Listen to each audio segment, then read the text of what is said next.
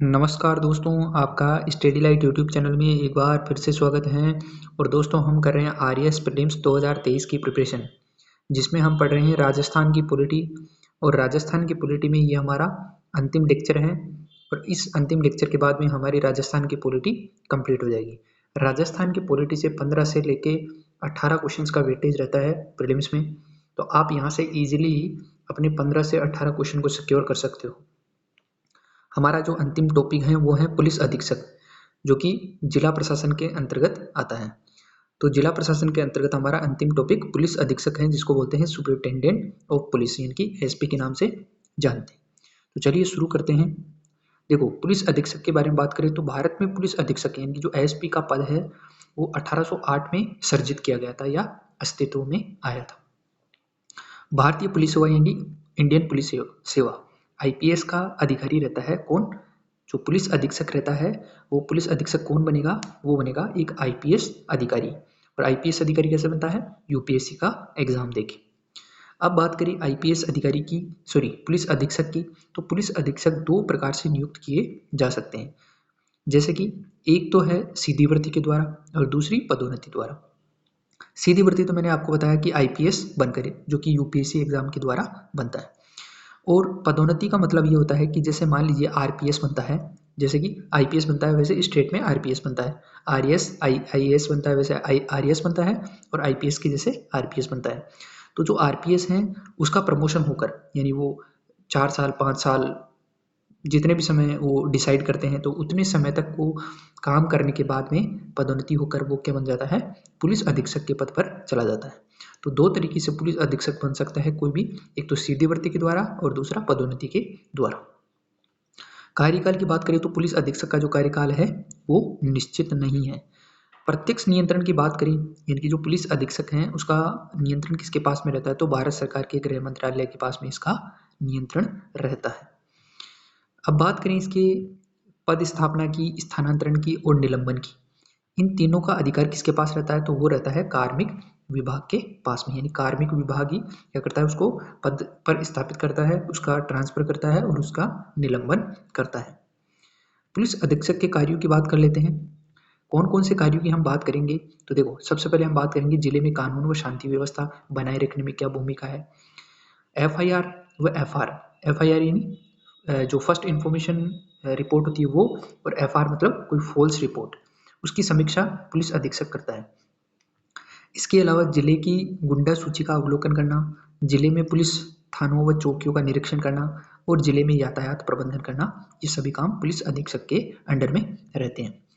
इसके अलावा जिले के अन्य विभागों के साथ समन्वय यानी कोऑर्डिनेट करना, जिले में संगठित अपराध पर नियंत्रण, जिला पुलिस बल पर नियंत्रण, जैसे कि पदोन्नति, प्रशिक्षण, निलंबन, और निलंबन में कांस्टेबल से लेके सीआई यानी सर्कल इंस्पेक्टर तक किया जा सकता है पुलिस अधीक्षक के द्वारा।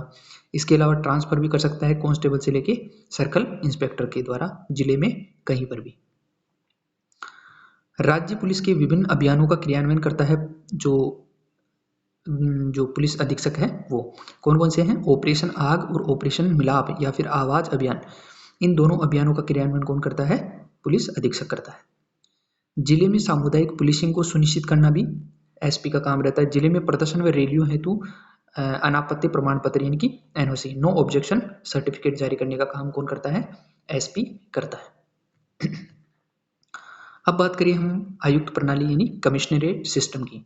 तो राजस्थान में जो आयुक्त प्रणाली की शुरुआत है वो 1 जनवरी 2011 को की गई थी। याद रखना है, स्टार मार्क कर लो, यहाँ से पूछा जा सकता है कि राजस्थान में कमिश्नरेट सिस्टम यानी आयुक्त प्रणाली कब शुरू की गई थी? तो 1 जनवरी 2011 को शुरू की गई थी। और वर्तमान में केवल 2 ही जिले हैं जहाँ पे आयुक्त प्रणाली है राजस्थान में। एक है जयपुर और दूसरा है जोधपुर। जयपुर और जोधपुर दो ऐसे जिले हैं जहाँ पे वर्तमान में आयुक्त प्रणाली है, यानी कि कमिश्नरेट सिस्टम है। आयुक्त प्रणाली में आयुक्त के पास दंड नायक की शक्तियां होती है, यानी कि वो दंड भी दे सकता है। पुलिस महानिदेशक यानी कि inspector general of police, IG rank के आईपीएस अधिकारी को आयुक्त के पद पर नियुक्त किया जाता है। और इसका जो कम्युनिकेशन होगा वो सीधे किससे होगा? गृह मंत्रालय से होगा। आगे बात करते हैं आवश्यकता या महत्व, यानी कि जो एसपी का पद है वो क्यों बनाया गया है। तो देखो, अधिक जनसंख्या वाले शहरों में अपराध पर नियंत्रण रखना, पुलिस प्रशासन को अधिक स्वायत्तता प्रदान करना, पुलिस बल का उच्च मनोबल बनाए रखना और आम आदमी हेतु पुलिस व दंडनायक के कार्यों की एक ही छत के नीचे उपलब्धता करवाना, ये इसका प्रमुख लक्ष्य था। बात करें कि जो पुलिस अधीक्षक का जो पद है वो दिल्ली और कर्नाटक जैसे राज्यों में पहले से ही चल रहा है, तो वहीं से राजस्थान ने भी इंस्पिरेशन ली। आगे बात करते हैं कि जयपुर में जो जयपुर जिले में जो आयुक्त प्रणाली है यानी कि जो कमिश्नरेट सिस्टम है उसका पद सोपान क्या है। देखो, सबसे ऊपर रहेगा आयुक्त यानी कि कमिश्नर, उसके नीचे रहेगा अतिरिक्त आयुक्त यानी कि एडिशनल कमिश्नर, इसके बाद में इसके नीचे आएगा जिला पुलिस आयुक्त यानी कि डीसीपी, अतिरिक्त जिला पुलिस आयुक्त आएगा डीसीपी के नीचे यानी एडीसीपी, और एडीसीपी के नीचे आएगा सहायक पुलिस आयुक्त यानी एसीपी। तो कमिश्नर, फिर एडिशनल कमिश्नर, फिर डीसीपी, फिर एडीसीपी और फिर एसीपी। तो ये क्या है, पद सोपान। आगे बात करें आयुक्त के कार्य एवं भूमिका की, तो देखो कमिश्नरेट क्षेत्र में कानून व शांति बनाए रखना आयुक्त का काम है। इसके अलावा कर्फ्यू लगाना है सीआरपीसी क्रिमिनल प्रोसीजर कोड की धारा 144 के तहत, शांति भंग के मामले में जमानत प्रदान करना सीआरपीसी की धारा 151 के तहत, शहरी क्षेत्रों में रैलियों व प्रदर्शनों की अनुमति प्रदान करना, हथियारों के लाइसेंस प्रदान करना, शहरी क्षेत्र में तस्करी व आतंकवाद जैसी गतिविधियों पर नियंत्रण करना और राष्ट्रीय सुरक्षा कानून 1980 का क्रियान्वयन करना, ये सब आयुक्त का काम रहता है। तो यह हमारा अंतिम टॉपिक था, पुलिस अधीक्षक। काफ़ी छोटा टॉपिक था, आई होप कि आपको समझ में आया होगा। तो यहाँ पे हमारी जो राजस्थान की पॉलिटी है वो खत्म होती है। हम साइंस एंड टेक्नोलॉजी शुरू कर चुके हैं जो कि आप देख सकते हो। इसके अलावा अब इंडियन पॉलिटी शुरू कर रहे हैं। तो धन्यवाद दोस्तों, मिलते हैं आगे और किसी लेक्चर में। तब तक के लिए धन्यवाद, और स्टडी लाइट यूट्यूब चैनल को सब्सक्राइब करना ना भूलें, और एक लाइक और एक सब्सक्राइब तो बनता ही है। धन्यवाद दोस्तों।